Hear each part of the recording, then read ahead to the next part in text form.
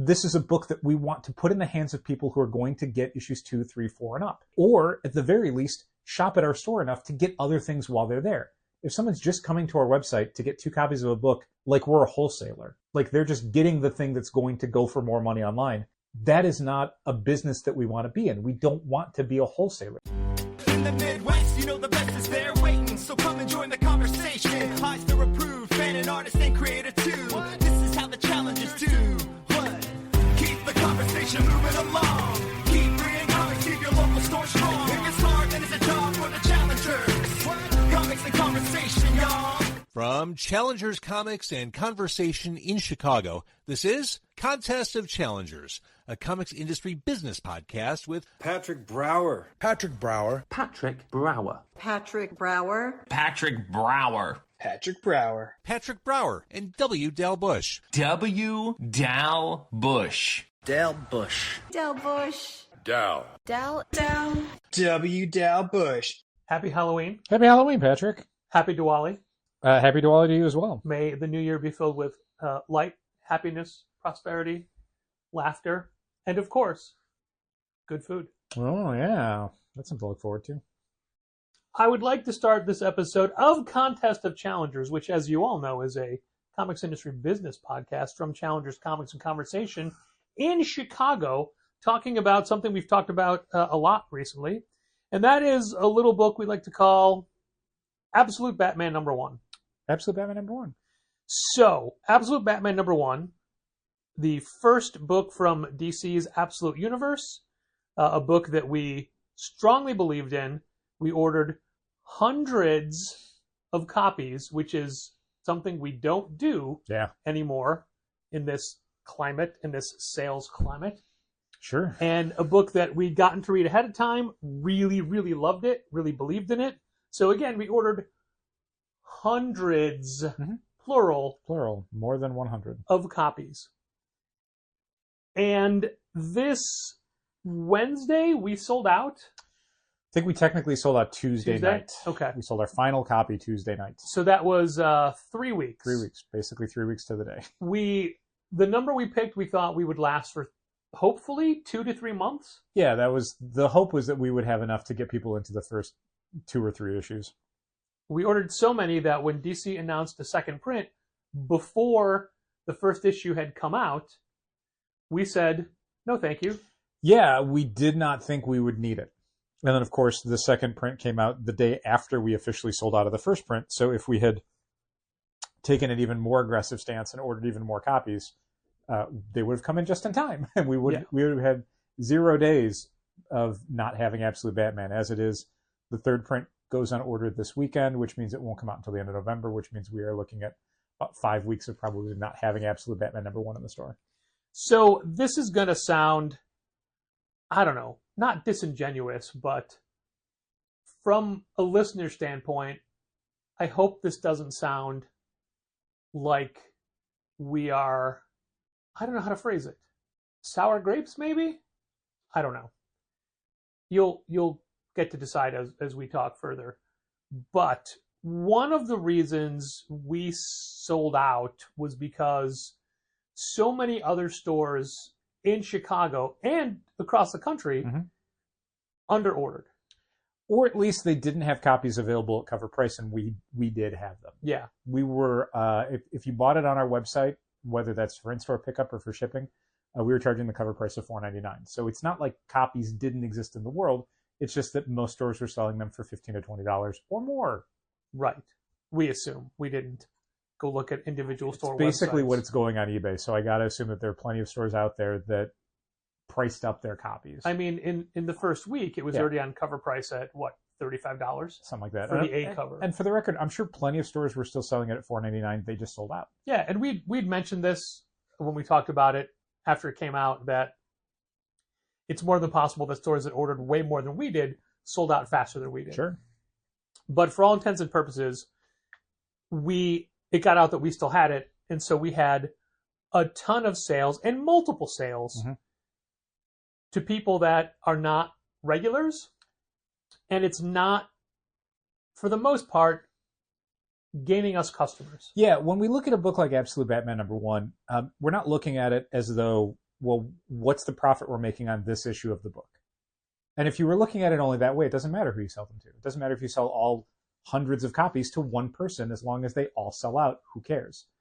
But when you're dealing with serialized entertainment, you want to make sure that they're going to people that are going, more likely at least, if not assured, to come back and get the next issues. And when you're selling hot books on your website, the majority of those people do not come back unless you have a different hot book. The people who are grabbing copies of Absolute Batman #1 by what felt like the armloads are not going to come back to your site for issue 2, because issue 2 won't be as hard to find. And if it is, then they'll come back and grab it, but they're not going to subscribe to the book. They're not going to buy other stuff while they're checking out, unless it's also a hot book that they can flip for more money online. So we kind of have to have a sensibility of who are these sales going to, and what is going to be long-term the best return on our investment. Selling 2 $4.99 Batman comics to somebody who lives in California that is only buying them because they're going for $30 online and they want to resell them maybe makes us $5 to $8. But if we sell a $4.99 Batman comic to somebody who is in Chicago, who is going to buy that alongside other comics that came out that week, and then come back for 2 and 3 and 4, an Absolute Wonder Woman, an Absolute Superman, that could potentially make us hundreds, if not thousands of dollars over the long term. So that's what we look at when we look at a hot book like that. And we had a limit on our website of 2 issues per order. 2 copies per person. Yeah, 2 copies. But then you'd see the same people coming back day after day after day after day. Yeah, and it's just, it's egregious. And look, it's our rule. We set the rules. But when we set rules like that, we don't expect people to be that greedy. And I'm saying greedy is kind of mean. And at the end of the day, these people are paying the price that we asked for the book. So we sound like jerks for being like, oh, how dare they buy this thing that we are selling? Yeah. To be clear, the phrase "a good problem to have" is still indicating there's a problem. Yeah. It's a good problem to have that you are one of the remaining stores that still has copies of a book that people want, and people who don't normally shop at your store are tripping over themselves to get copies, essentially exposing your store to a brand new clientele. But one of the things that we can do with our website is track customer sales. So when you're somebody who only comes to our store to only get hot books, we're aware of that. We can look at your order history and go, oh, you know, there's certain people who only shop with us during the sale. That's fine. I understand that. There's people who only come to us when we have a hot book. Again, I understand it. There are times, though, that we have to think about what is best for the long-term health of our business, and that means prioritizing one customer over another. One of the things we do for New This Week books is we have a limit. It strictly says 2 copies per person. It previously said per day, but we changed it to just per person, because when you say things like per day, it puts in people's heads, oh, I can come back tomorrow. Oh, I should come back multiple days. Instead of just saying 2 copies per person and then letting it go unsaid, most people will sort of think, oh, I can only get 2.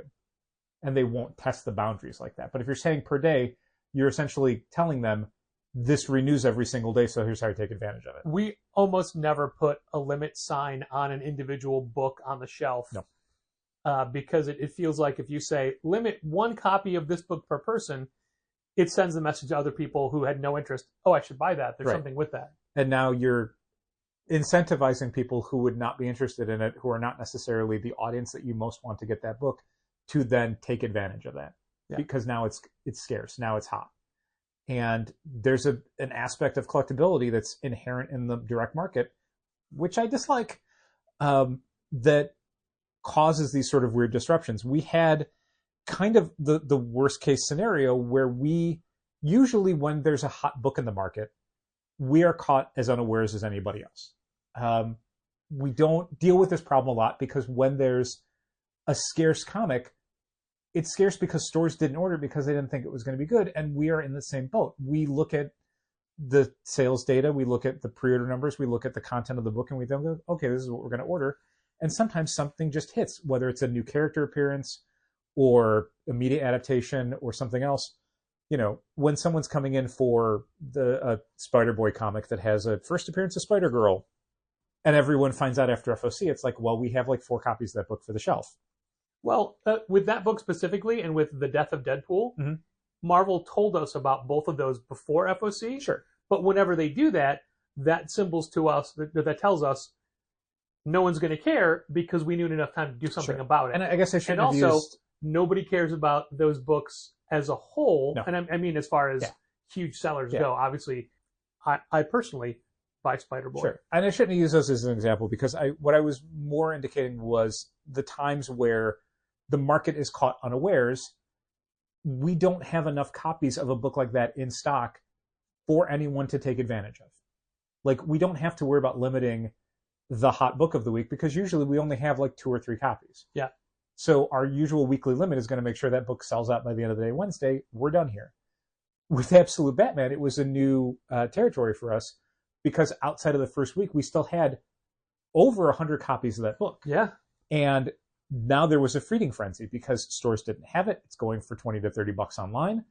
So we had to then institute a special limit just for Absolute Batman, where it carried over the new this week limit of 2 copies long term, standing limit for Absolute Batman, no matter what week it was, no matter how long we had it for.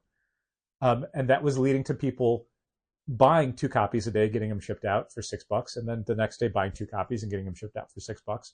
And the math works for them because you're spending $16 with shipping to get 2 copies of Absolute Batman that each sell for over $20. Yeah.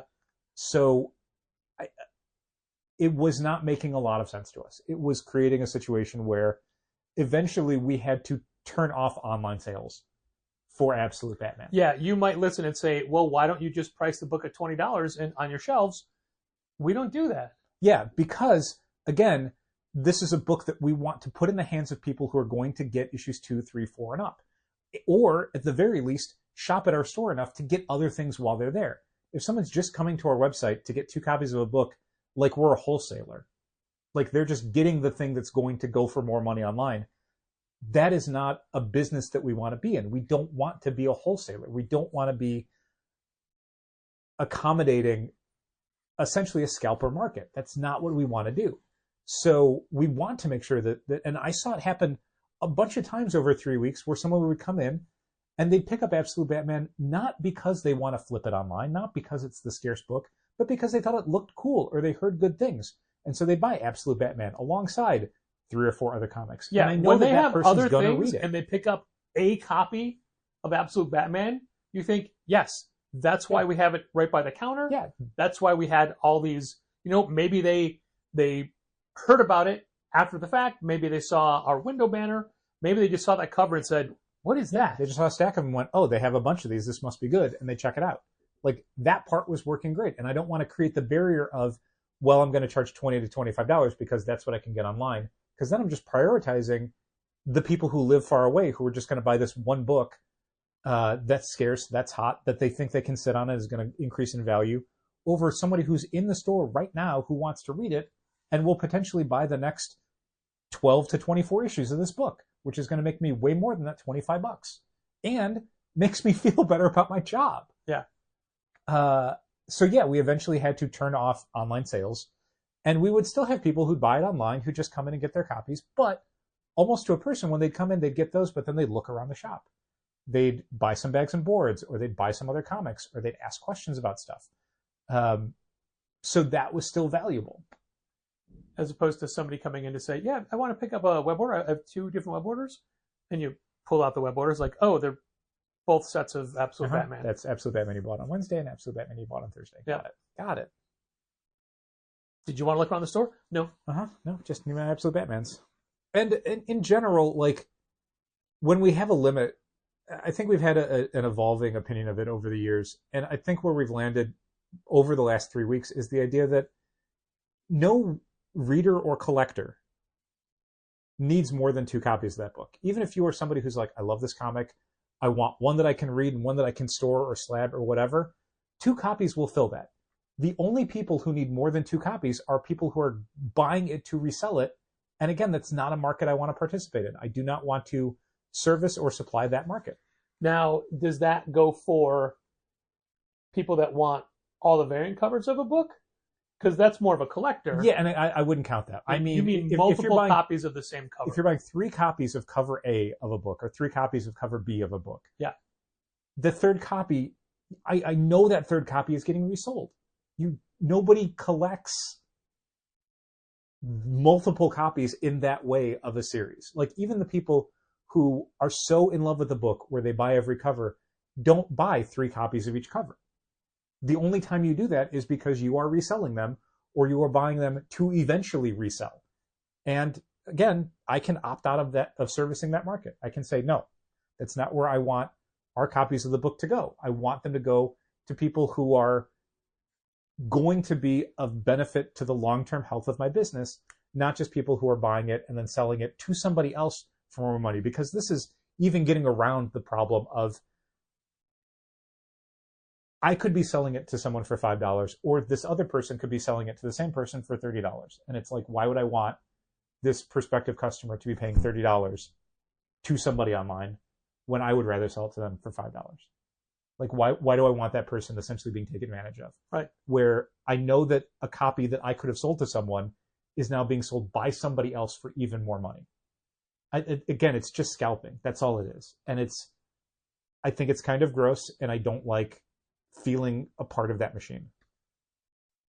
Now, when I brought up Absolute Batman as a subject for this episode, the other component that I wanted to mention about it was how exceptionally well done the book is, and how across the board everyone loves it. I've not heard anybody say I didn't like it. No, yeah, same here. But at the time I thought we're going to talk about this, I was under the impression that for as many customers and subscribers who bought Absolute Batman from us, I was convinced that they hadn't signed up for it. Because when I initially did the orders for Absolute Batman, I think we had 14 or 16 subscribers. It was low, yeah. Yeah.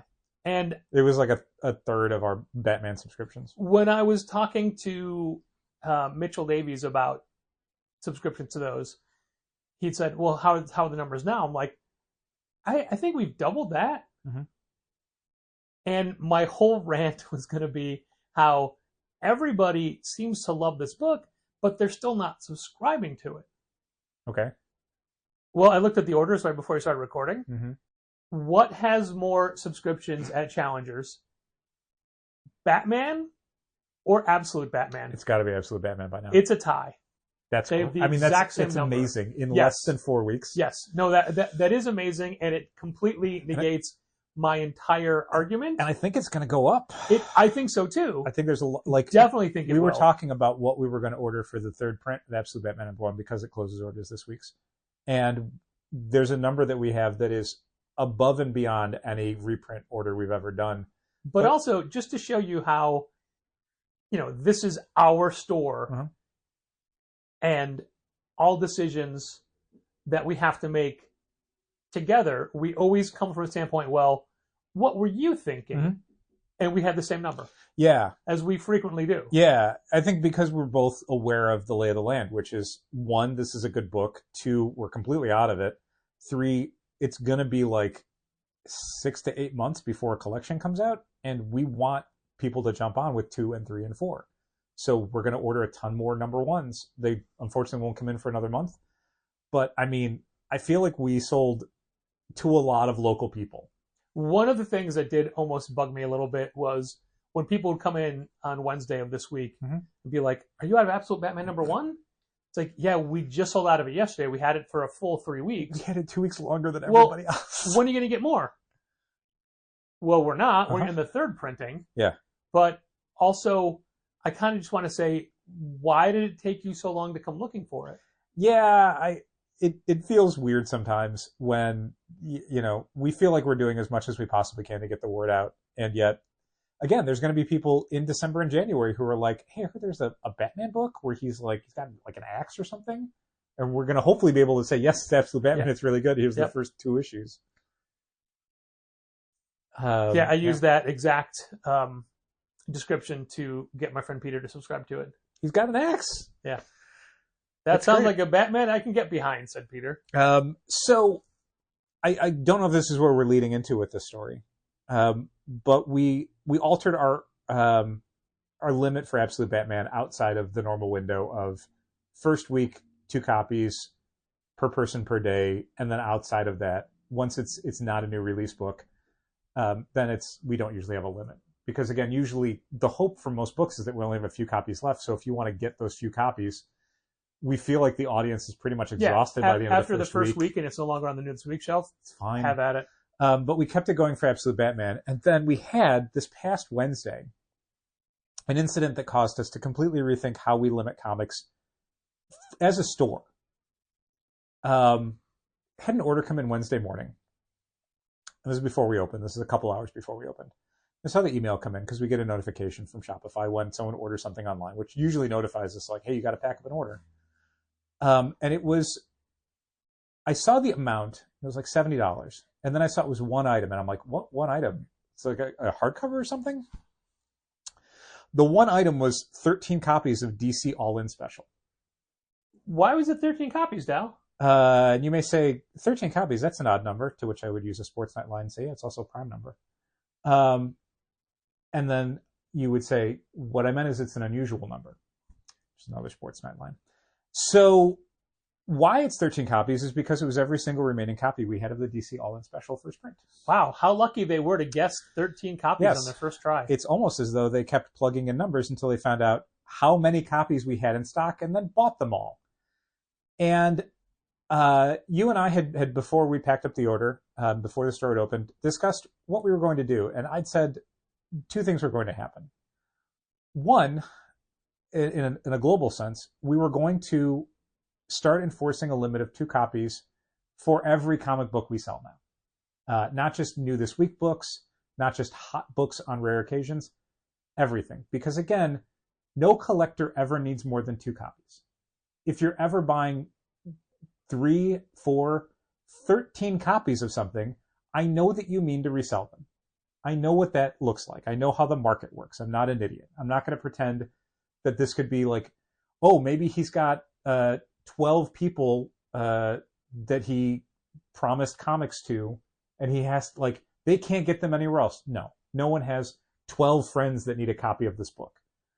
So that was the one thing we were going to do, and that was really easy to do. The other thing we were going to do was I was going to send an email to this person notifying them that A, I was canceling this order, and B, that we were instituting this new policy specifically because of them. And you had cautioned me against doing that. And Patrick, completely out of character. Yeah, can I just say how weird that felt to be the one saying, hey, maybe rein that in a little. Yeah, let's not be antagonistic. Let's not pick a fight. I do believe I said something like, Let's be more tactful. let me be Dal for a minute. Uh-huh. Yeah, usually I'm the one who comes to this with like, let me phrase this in a way that doesn't assign blame or raise the possibility of an argument. And can I say that I did say once you wrote out the letter, I was disappointed it didn't start with, hey, dipshit. So one of the things that I ended up doing just to kind of, because Patrick was coming at this with like, hey, we don't know this guy's situation. We don't know, we always want, if it's a first-time customer, we want to give the benefit of the doubt. We want to make sure they have a good experience. Even though this person's buying 13 copies of a book, we don't want to ever shop. We don't want to stop them from shopping at Challengers again. And if we come in with Hey, dipshit. and an aggression, then this person is not only going to take their refund, they're also never going to shop with us again. So we've eliminated the possibility of ever making more money off of them or ever creating a positive experience for them with our store. You never know when someone has a bad experience, how that's going to snowball, how that's going to complicate things for you, how that's going to get passed around or portrayed. So what I did was I said, all right, let's see if this was their first order. Okay, it wasn't. This is their third order. Their second order was a week ago, and it was 2 copies of Absolute Batman #1. Their first order, Quelle surprise. their first order, which was I think 2 years prior, I think it was January of 2022, was 20-something copies across covers A and B of DC Horror Presents Soul Plumber #2, which I believe was a comic that was done by a podcast team. Yep. That at the time was getting a lot of attention because podcast listeners did not know they were doing a comic and suddenly needed this thing. So it's like, okay, so this is clearly somebody who is just about trying to corner the market on something, who's just trying to snap up cheap copies that they can flip of things online. So I don't care if that person never shops at Challengers again, because I know what they're doing. Yeah. And again, I don't want to participate in that market. I don't want to supply or service that market. And I want to point out that for those soul plumbers, we did sell them those soul plumbers. We did. We were, because again, it was their first order, and we were young and foolish, and we had probably had a Shopify store for a year, maybe. And I could also tell you that at the point they ordered it, it wasn't new that week. Yeah. I think, and I mean, this was not DC All-In Special where we're like, no, we want to make that available to people to try out, to hopefully they read that and then want to read Justice League Unlimited #1, whose FOC date is coming this weekend. If you haven't pre-ordered your copies, do it now. But this was their third order, and we could see what they were doing, and so I sent them an email, said what was happening, refunded them immediately. Did not hear back from them. Don't expect to ever hear back from them. But you did say, hey, we are refunding this order, but we have a new policy. So if you want to order 2 copies, yeah, you're welcome to do it. Do a second order for 2 copies, and we'll ship that out. They strangely did not. They didn't do it. What was especially weird was that I was like, wow, 13 copies. This thing must be going for a lot online. Most copies of the DC All-In Special are going for like $5 to $5.50. Like, I don't know what return on investment you think you're going to get from this. Yeah. Other than you are going to sit on it for a while, because it is technically the first appearance of all the absolute characters. Of all the absolute characters. And someone somewhere thinks that's going to be valuable, even though right now it kind of isn't. Yeah, so that's how comic books are going for us this past week. Going back to Absolute Batman for a minute, we did have regular subscribers who are mail order subscribers with us email and say, hey, I wanted to grab a copy of Absolute Batman, but it won't let me. In that case, we're like, we will take care of you. Yes. You wanted 1 copy, and you were a regular customer, you bet. Yeah, like the thing with rules at a place like Challengers is that we are making them up. And I don't mean that in the sense of like we are determining them. I mean, we're literally making them up. So these things aren't like carved in a stone tablet. They are not edicts from corporate that we can't possibly break, at penalty of our jobs. It means that I'm going to enforce them to the degree that I think they're useful to enforce. And if I don't think they're useful to enforce, I won't. So there's exceptions to be made. Absolutely. There's people who I know are buying this from out of state because they're excited to read it, and they read and enjoy comics, and they don't resell them. And it's like, yes, I will bend this rule for you. I'm not going to say like, no, I'm sorry, you got to come in and pick it up. I know you live in Virginia. Like, no, in fact, I volunteered to somebody. I'm like, hey, I see you're getting Absolute Wonder Woman and some other recent comics. Do you want an Absolute Batman? Are you reading that? And they simultaneously were emailing us to say, can I get an Absolute Batman? So like, yeah, I mean, that's how much I want that book to get into the hands of people who I think are going to read and appreciate it, over quick sales to people who I know are just flipping it at a profit. I suddenly realized that at the point I talked Peter into subscribing to Absolute Batman, I don't think I put one aside for him. Uh-oh. Because I'm like, we got a ton. And he was signing up for Absolute Superman and something else. I'm like, oh, I just put that aside later. Now it's too late. There's third prints coming out. And on top of that, I would bet at least 1 held copy eventually makes its way out.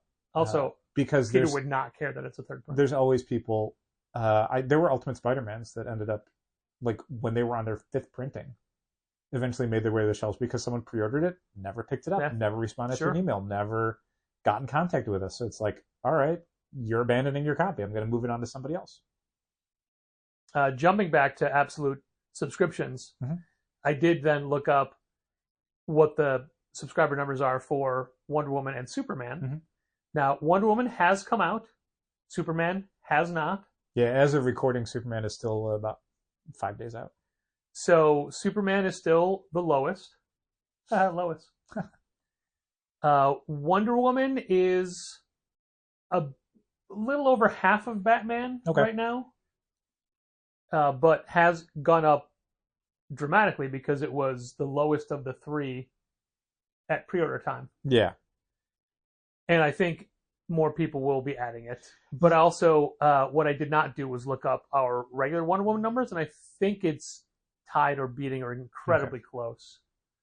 I would think. It's real close to... Yeah, I think it's probably within about 3 to 5 copies. Yeah, plus or minus. Minus probably from the regular Wonder Woman. I think it's that sounds under Yeah. regular Wonder Woman to me, but it's within a really good range. And honestly, at this point, Absolute Superman is a little under his regular Superman numbers, but again, it hasn't come out yet. Yeah, I think there's definitely, we haven't hit the ceiling for any of these books yet. Yeah. I think the more we have copies in stock and the more that people try it out. I know I've spoken to a few people who were reluctant about Absolute Wonder Woman. They weren't super excited about it, and they loved it. So eventually those numbers are going to climb because that's how it always works with subscriptions. It takes people a while to pick up their books. It takes them a while to read their books, and then it takes them a while to tell us, hey, I want to be down for this comic. Now, this is the end of the first wave of the Absolute books. They've already announced more that are coming out, and I can tell you from a Challenger standpoint, our orders for Absolute Martian Manhunter are going to be nowhere near what we did for these first 3. I don't expect... I expect the pre-order numbers to be higher than the first wave numbers, but I don't expect the total sold copies to be as high as the first wave. I also don't expect Green Lantern, those to... Flash, Martian Manhunter are not necessarily going to do nearly as well. Yeah. Hopefully they'll at least be good or solid or whatever. I think the creative teams are good, and it'll be interesting to see what changes those creative teams make. I like the idea of an Absolute Martian Manhunter because he currently doesn't have a mainstream DC Universe book. I do not think we need to have Absolute editions or Ultimate editions of everything. And I would question them about going too deep into it. Yeah, like already announcing Flash and Green Lantern. Yeah, maybe we don't need that. I think 6 Absolute books in the first year is maybe a little high. And also, if you I think look there's at something to be said for keeping a line like that small and sustainable and achievable. I think when you start reaching outside for a mini line or an imprint or something, I think anything more than 4 is just asking for people to pick and choose. But do you think Ultimate Wolverine is going to be a highest seller for the Ultimate line? Like the best-selling book in the Ultimate line? For us. No, Ultimate Spider-Man. Yeah. Still, absolutely. Okay. Oh my God, yeah. Ultimate Wolverine, I think, is going to do well. We were looking at, since the catalogs went out and the new catalog email went out, we looked a little bit at like what are the books that people are already pre-ordering. And the top 2 for us, I'm not in like massive numbers, but definitely you could see a line of like, oh, these people are adding these books. The top 2 for us are, again, this is just like the first 4 days, Ultimate Wolverine and Lucky Devils. I'm signed up for Lucky Devils. Yeah. That's the new Charles Soule, Ryan Brown miniseries from Image. Gimmick miniseries. Not gimmick, but it's they have a real high concept. Yeah, high concept. There you go. Yeah. Whereas 8 Billion Genies was 8 issues because there's derivatives of the number 8 per issue in the time frame that goes. Lucky Devils is 9 issues because there's 9 levels to hell. Mm-hmm. Yeah, I think that's a book that's going to do really well for us. It's obviously one we're going to get behind because Ryan's a friend, but also because Ryan's a talented creator who's proven himself to connect with our audience.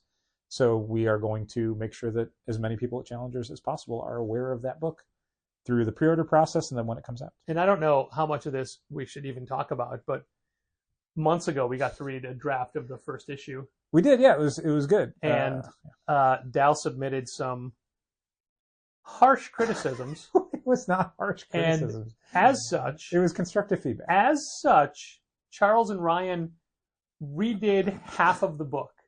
Like, I don't mean they made a few changes. They solicited feedback. Completely rewrote and redrew. They solicited feedback from a number of people, and I think they heard some similar criticisms. And they only heard similar criticism from one other person.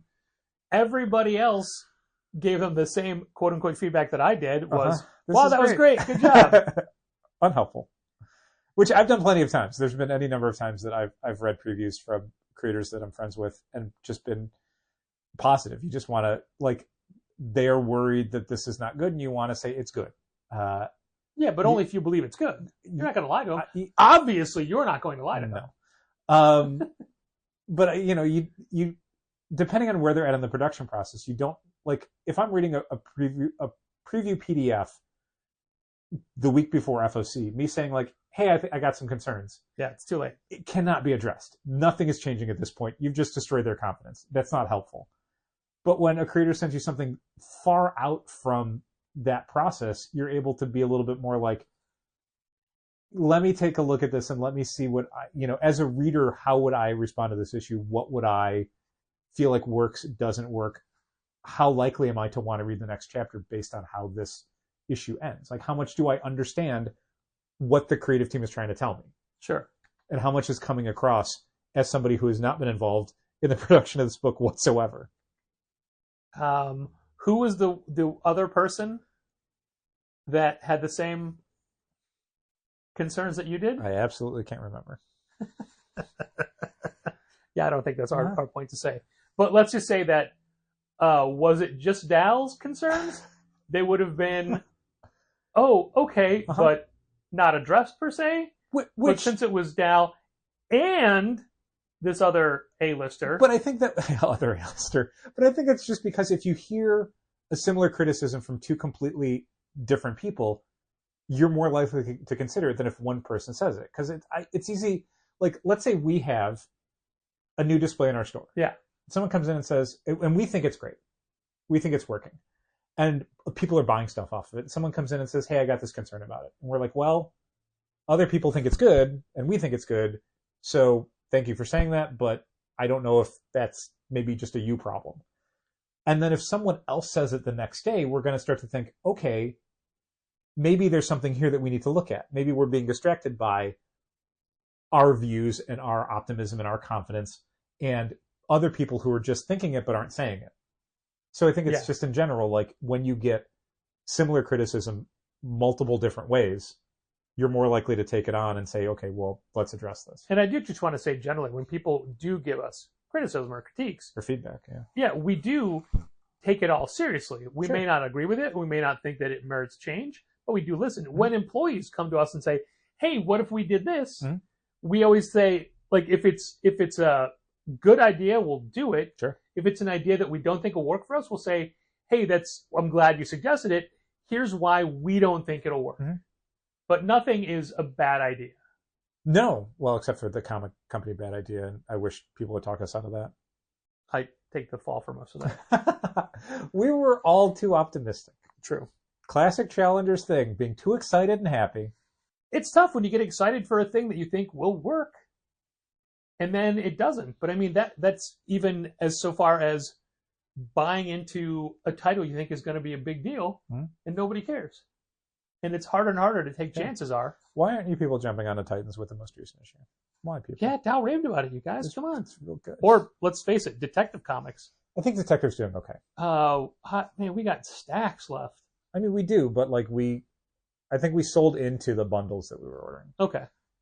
See, I don't remember what's bundles and what's not. I understand. It's a whole different concept to me. It's now time to thank our Patreon supporters, including our annual patrons, Usi Arun Singh, Becca Hilburn and Joseph Coco, Bren Helt, Dal's mom Diane Bush, President of the Brian Garside Fan Club, Django Borin, Jose and Genevieve Villagomez, Josh Crowley of Westfield Comics, our bestest wrestling watching pal, Michael Lee, Michael Romanenko, Severio the Cat, our patrons who have created their own tier, Andrew, Drew Troy Aaliyah, Chris Burton, Claudine Neville, our other generous patrons from the Say My Name pledge level, Ben-Hur Benedict Calaguas, Managed Comics Own, Brian Garside, Christopher Haith of Crooked Dog Comics, Drew Triner and Ashley Edwards, Gareth from Monkey Rocks Comics, my brother George Brower, Heidi D., Holly Aitchison, Jacob Sorelli of Kamikaze, Josh Trigg, Mark Hammond of Aw Yeah Comics, Margie, Keith, Logan, and Malcolm Springham, Matt Armstrong, Mitchell Davies of All-Star Comics in Melbourne, Australia, Morgan Kaiju Perry, Nicholas Fenner, my longtime pal Robert Burns, Ron Payne, Sean Bowers, Tad Eggleston and Johnny Williams, Thomas Nagovin of Century Guild, Walt Grogan. Walt's Comic Shop from Berlin, Germany. And if you want to hear your name thanked on this very podcast once a month, head over to patreon.com/challengers and pledge at the $5 Say My Name level. And a big thank you to all our other patrons at the various other pledge levels. Now, how would you feel as a shop owner if you don't chase variance, ratio variance, incentive variance, but you're close enough, you're off by 1 or 2 to qualify, and then you do qualify for them, and what is the general consensus of pricing for an incentive or ratio variant? I don't mean the challengers rule, I mean industry-wide. I think it's usually referred to as something is trending at ratio, means it is selling for, if it's a 1 in 100, people are selling it for $100. If it's a 1 in 25, people are selling it for $25. Okay, so let me say, hypothetically, if it's a $8.99 cover price book, and they do a 1 in 25 incentive, I'm not asking for a set price. Okay. Would you expect it to be on the shelves for $8.99? No. Would you expect the publisher to have it and other incentive variants on their website for $8.99? No, but I don't know what publishers that sell incentive variants. So if there was a publisher that was doing that, would that make you not care about their incentive variants anymore? Pretty much, yeah. I mean, they've basically decided that the market price is like $8.99 or $9.99 or whatever. So it's like, well, I don't feel like I have a reason to sell this at $14.99 or $19.99. So there's not an incentive. You've undervalued it. To order it. If you will. Yeah. Which, I mean, publishers can do whatever they want, but of course, you're killing your retail client's market, and you're making sure that I don't think about incentives at all when I'm ordering your books. I mean, how often did IDW have limited edition variant covers to artist editions only available at San Diego or major conventions? Yeah. I mean, that I don't usually mind too much because I understand that it costs money to set up at conventions. Sure. And most companies don't have gigantic marketing budgets. So when it's going to cost you thousands of dollars to exhibit at San Diego Comic-Con, maybe you try and sell some books to make up the money. There was an exclusive mini comic for, not a mini comic, but a shorter. When I say mini comic, I don't mean to say that it's like undersized, like an ash can, just less pages. You mean a shorter book? Yeah, for Beneath the Trees Where Nobody Sees. That was sampler. That was done for Preview Comics. San Diego, New York, one of the two. That was a whole new part of that book. Oh, I see. That was only available, like it was like a 16-page book you could buy at their booth. Okay. At the show. That's cool. And I thought, like, well, what about people that don't get to go to that show? But then at the same time, I think that material will probably be in like a hardcover. I think they said that I don't remember. Or maybe they'll just do like some sort of sampler or something. Like they could always do like an anthology release for that book between volumes. And they could, like, I don't think it'll ever be a situation where it will only be something that people who are at New York Comic Con could have read. Like, well, I don't think that's why we don't do Kickstarters for the most part. Yeah. Because, for example, Patrick Horvath had a book that was on Zoop that was a new printing of a previous book he had done. Yep. And I looked at it's like a 56-page thing. It's like a novella or something. Yeah. I looked at the Zoop pricing for it for the retail level and thought, I don't like what that works out to per copy to sell. Yeah, we've never been able to make Kickstarter or crowdfunded stuff work at a retail level. I appreciate that creators do it, companies do it. It's great to try and include retail partners in that, but yeah, the fact of the matter is it's never worked. We have to order more copies than we think we can sell, and the audience who's most likely to buy this has already been exhausted by your crowdfunding thing. Like, they already bought it from you, so they're not going to buy it from us. And even when it's something that we think, oh, this would work at Challengers, like Axe Wielder John, doesn't. No, there's a bunch of is it Table Titans or something that we had done? Yeah. Yeah. But also, for the most part now, we're like, no, this will see print. Yeah. Well, And guess it almost what Oni always is does. publishing in March of next year. Yeah, that Patrick Horvath project. Oni has 5 new special projects coming out next year. I think 2 in February, a March and April, and a May. Mm-hmm. Frustratingly, they've announced a March and an April, Well, but not the February ones yet. interesting. But yeah, Oni will be taking care of that Patrick Horvath book for next year. Yeah. So We'll get a bunch. that's why we also, how many times have we like, Leaving Megalopolis? That's Gail Simone and Jim Calafiore doing this original graphic novel. No, it got major publisher release. Eventually came out from Dark Horse, I think. Yeah. So that happens so much that we don't really bite on Kickstarter stuff anymore. Yeah, unless you're a moron and you think, well, there's no way anyone's going to want to publish a Guru Unico book. Oh, wait, Scholastic does. One of the biggest book publishers in the United States. They got it. Okay. Now, when there is, like, for example, Day of the Dead Girl has a Kickstarter that I think is ending today or yesterday. That's cool. But it's for, like a high-end fancy hardcover. It's for all these special editions. Sure. So it's not taking away from anybody who just wants the normal comic on the shelf. Or the eventual graphic novel, Yeah. which is probably, 15 or 20 bucks. It's when it's like basically the same thing that it's like, I myself bought into the Art of the Joe Jusko Marvel trading cards. Oh, yeah. And then during the campaign, they announced like, oh, hey, it's coming out. It's orderable. Boo. And I like, oh, well, no, it's fine. I'll do the Yeah. Kickstarter. It's fine. But there have been ones it might have been announced right after the Kickstarter. I think you also got burned on the DC style guide because you were like, well, this is something that only this company is going to Yeah, release. but And then yeah. it's like, oh, no, Yeah. also distributing through Lunar. Yeah. Shit. And that was like, I already paid for that in advance. It's not out yet though. It should be out real soon. There's still no good way to get people to pre-order comics or to understand the rules behind pre-ordering comics. And when I say rules, I mean the comic industry rules, not the challengers rules. Mm-hmm. I mean, it's a little of both. We're doing more customer outreach than ever before as far as emails and social media posts and in-store displays, but social media is a garbage fire and you can't really count on it for any meaningful engagement. Yeah, I don't think it works anymore as far as a business is concerned. Yeah, we recently dusted off a thing we were doing pre-pandemic of doing social media posts on as many platforms as we can for FOC books. Like, hey, these books are due, orders are due this Monday.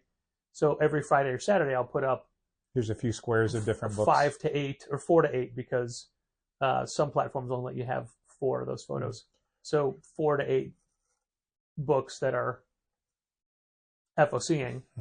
And it's always a little bit frustrating when you have a new catalog email that promotes book A, right? Yep. When it's available to order. 2 months out. Then you have an FOC email advertising book A 3 weeks out. and those social media posts advertising book A. Same time. And then the week before book A is actually released to the stands, you tell people, hey, book A is coming out next week. And then you get emails of, hey, can you add me to book A? Mm-hmm. Or I'm trying to add book A to my list, but I can't do it. Nope. It's great you want to add it. Yes. And we want to make that happen. However, It's frustrating. And, the time to tell us that would have been at least 3 weeks ago. That would have been a great time to tell us. and at least the message is getting through somehow. Yeah, and it's again a good problem to have. It's still a problem, but it's a good problem to have. It's one of those like, oh, people are too excited about books. Yes, but I wish they were excited about books on a part of the timeline where that would have been most helpful. There was a 5-week window where it would have been incredibly helpful for them to tell me that they were excited about a book.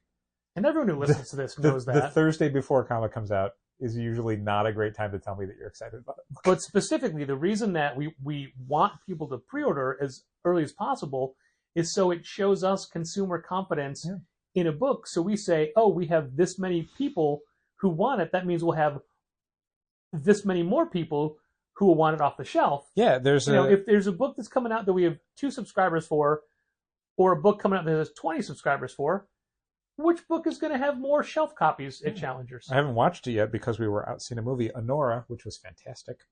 But Brian from Managed Comics was talking to Adam Freeman from Yes, Prana Marketing. I haven't watched that either. And The fan confidence. I opened up the email so I would not forget what it was called, and then I closed the email and instantly forgot what it was called. The fan confidence rating. Yeah. Which is something they're doing, which I think is really interesting, and I'm curious to hear how they're going to, like how useful it's going to be for stores, because largely what it sounds like is it's instead of how the success of comics or the effectiveness of marketing plans is usually something that's shown at the end state, where it's like, here's how many copies sold into stores. And then essentially like, here's how many copies were sold into stores of the next issue and the next issue. So you can kind of track what the end user sales are, the actual reader who's buying a copy. You can sort of figure that out. And some stores are now reporting their actual store sales to publishers to let them get a better idea of, okay, we know that we sold, on average, I'm coming up with numbers out of thin air, 80 copies into stores, but stores are telling us they're only selling 65 copies of those. So we think that means that upcoming orders are going to be closer to 65. And that helps us understand how much longer we can keep this book going and how long it's going to be profitable for. But that's only useful like way after the fact. I mean, that is the equivalent of what were the box office numbers when this movie came out? Like if that's the only data that a film's production had, it would be so hit or miss. It would be impossible for anyone to understand how things are going. But just how things went. Yeah, exactly. You can post-mortem it, but that's not as useful as finding out how are things going right now. How is a book doing that we can adjust how we're doing things to make the book do better before it comes out or as it's coming out. So the fan confidence number rating, you already forgot. Rating. Is taking a look more at like things like pre-orders and subscription numbers, which is data that Managed Comics has, and Prana can then sort of source out and figure out, okay, when were people adding things? And they won't have individual store information. So it's not like, Prana can go to Dark Horse and go, okay, well, Challengers was seeing people adding FML on these days at these times because of these reasons. It's more just like looking at the overall data and saying, okay, well, stores were trending here or here, and maybe that coincided with when Kelly Sue was on a podcast or when Dark Horse did an Instagram ad or whatever, so they can understand like who are you reaching and is it working, and how before a book even comes out, before stores are even ordering copies, how's it looking? Like we talk again and again, we mentioned it just this podcast, that the feedback we get from customers via things like pre-orders and subscriptions are what we look at when we're doing our numbers on final order cutoffs. And that same information is going to be just as useful to publishers to understand, okay, before we even go to press, before stores are even telling us how many copies they want, is it getting traction? Are people responding? Are they pre-ordering it? Are they telling their stores they want it in a way that we can verify with data rather than just someone responding to a post on Instagram saying, I'm so excited about this book. Yeah. What does that mean? How many people does that represent? So yeah, tonight, maybe tomorrow, I'll try and watch that YouTube video and see. Because again, it sounds like it's super useful for publishers. I don't know how useful it's going to be for us, because even if I saw something where it's like we would, when we were doing all of our orders through Diamond, we would get this report once a month where they'd be like, stores your size in your discount tier are usually ordering X amount of copies and you're ordering way less. So maybe that would communicate to a store like, hey, you're missing out. But usually to us, it was just like, oh, here's how we're not like any other store. Where they're like, hey, you ordered one copy of this omnibus. Most stores are ordering 6. Well, it's like, well, they probably have 5 more pre-orders than we do. So I'm not going to order 5 copies of this Marvel omnibus for the shelf. Funny, those same reports never said, hey, most stores your size are ordering 50 copies of this. You're ordering 80. Yeah, you're ordering. What's up? You're ordering way too many copies of that new Image comic.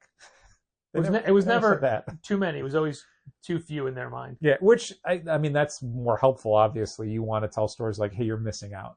And some of it is just, the confidence or egotism to think that like we've been doing this long enough where we don't need that data.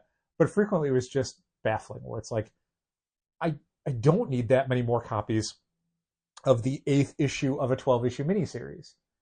We don't have the sales for that. Those copies are not going to fly off the shelf.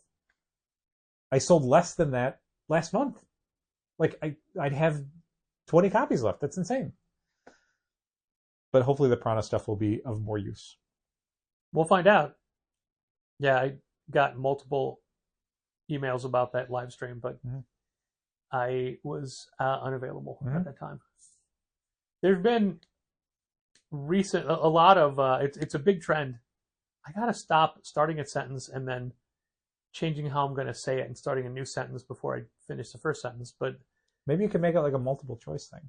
How do you want me to start the sentence? There have been a lot more retailer Zoom calls with creators and publishers for specific books. Thankfully on Tuesdays and Mondays. I'm available. No, I'm not. Oh my gosh, Patrick, I've always boxed but also, open. I'm so sorry. A lot of them are Fridays. There was a Ghost Machine one I did on a Friday a couple weeks ago. My bathroom sadly will not clean itself. And Ghost Machine did a Comics Pro one and then just a general one.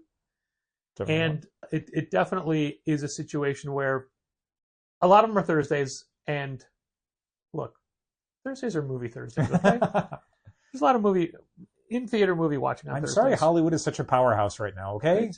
It's award season. But often we don't participate. No. And mainly because write-ups will be available to us. I remember a billion years ago when the internet was new and AOL was a huge thing, and there would be interviews with personalities you'd want to talk to or hear from or whatever. Mm-hmm.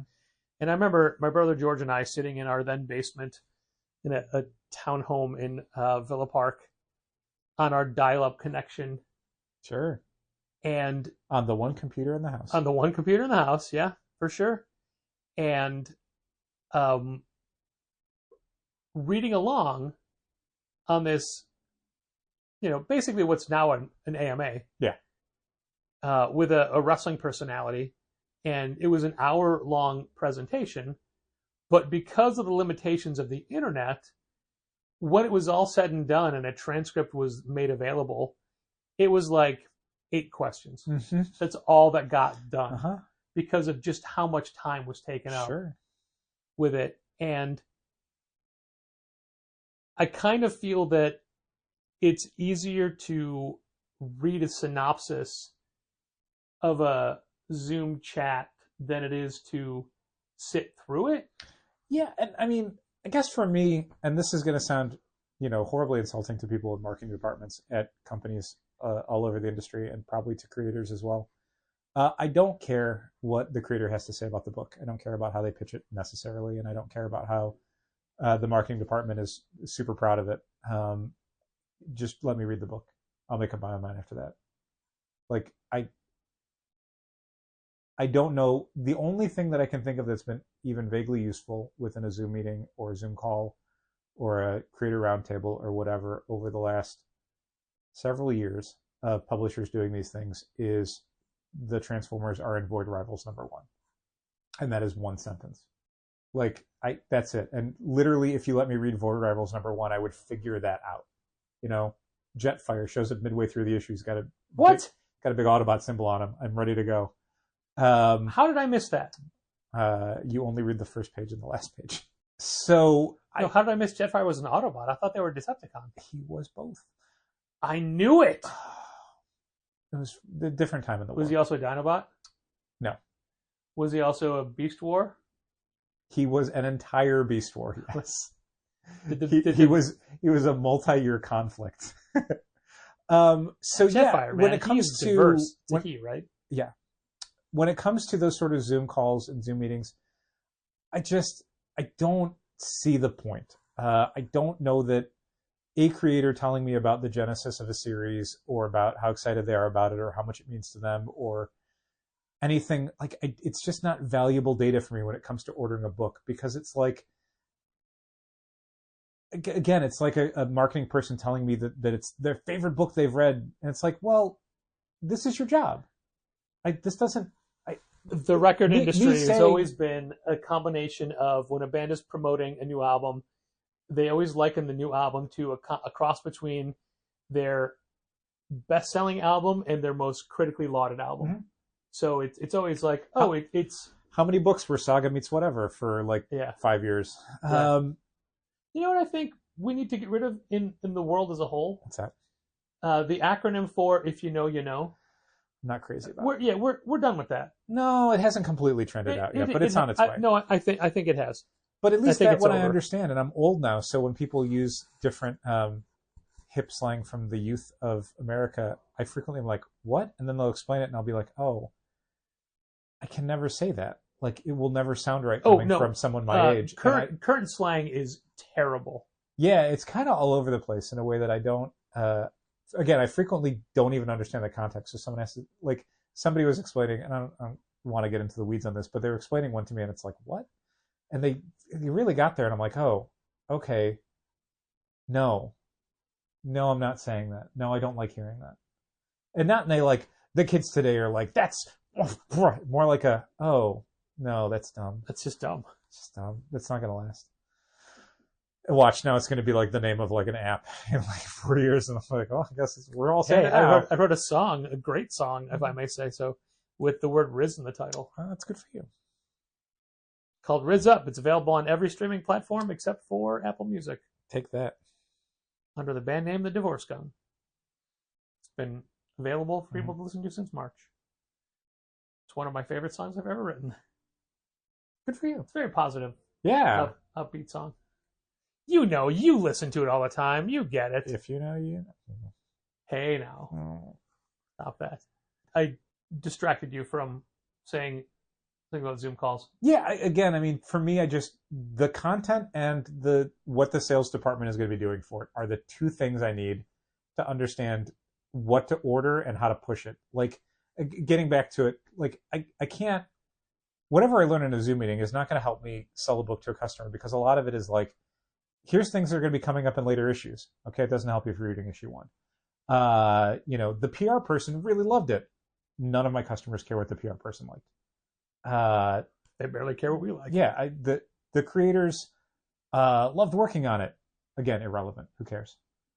I will say that if the creator has something about the book that they really want to talk about in a Zoom meeting to retailers, that should also be in the press release. Sure. It should be available elsewhere so that we have that information in another format. And look, the marketing companies at comic publishers, Mhm. I paused because I remembered something else that bothers me about society today, Oh, good. but I'm going to keep going. They have the same problems that we have, and what we've learned from early in this episode is that repetition is the key. Sure. You have to promote a book on all these different time frames and channels, because you never know when, the last minute or too late, somebody is going to finally say, oh no, I wanted book A added to my list. Yeah, if you're promoting issue 1 of a limited or an ongoing series, something that's going to have multiple issues, you are going to be promoting that thing for like, just for the first 6 issues, about a year Yeah. at different levels of loudness, starting from like teasing it to the initial announcement, to order windows, to subsequent issues, to collections, to everything. I mean, it's insane. It's insane how much of it you need to do and how long it can take to even get one person to notice that you're doing it. So I get that the need for repetition is, well, needed. Sure. And that's why you do press releases, you do sales calls, you do Yeah. Zoom meetings. And I'm not saying the Zoom calls are pointless or not effective or a waste of anyone's time You're or just saying whatever. that they don't work for you. I'm saying for me, I don't see the value in them. That is not what I need. What I need is a preview copy of the book and what the sales department is going to be doing to help me carry it. 2 things. That's it. And when you say what the sales department is going to do, you mean logline, who is this for? Kind of. I mean, that would be nice, but I'd never This means expect it. this. Like, major book publishers are always doing here is the Major age book group it's for, here is the crossover demographic, like here are the people who are likely who have read, when Scholastic is releasing something, they're going to say, for fans of these other books. Yeah. most comic publishers don't do that. The most they'll tell you is what other people have worked on. Occasionally they'll mention a thing from another media that's just like, has such a niche audience where I'm like, why did you bother with that? There is a... Not to keep picking on the same publisher throughout this entire podcast. There is... I was just going to... there's a book coming out from a publisher. It could be anyone. Don't know who it is. That we just got an email today about, hey, this book is going to be such a big concern. I won't use their language. Mm-hmm. And here's why. And all I could think of was not even close. Yeah. You know this industry. Mm-hmm. You know that doesn't translate. Yeah. Ask Gerard Way how Paranoid Gardens is doing. Yeah. So for me, like, what I want from the sales department, while I would love, again, like, who is this for? Who is the specific portion of the market that is going to be interested in this book that I can sell it to? What is crucial that I think every sales department can and should do is, like, what are the sales incentives for this? Like, incentive covers, I don't care, but people like them. Returnability, overshipments, discount bundles, something. Like, what is going to help me financially to carry this book at a quantity that people can buy it off the shelves? Like, that and a PDF of the book are all I need. I don't think that's asking too much. I don't feel like it is either. So anything else that companies want to do above and beyond that, I hope they're getting a good response from other retailers. I don't find them useful. But we find you, dear listener, very useful. So thanks for listening. And keep reading comics.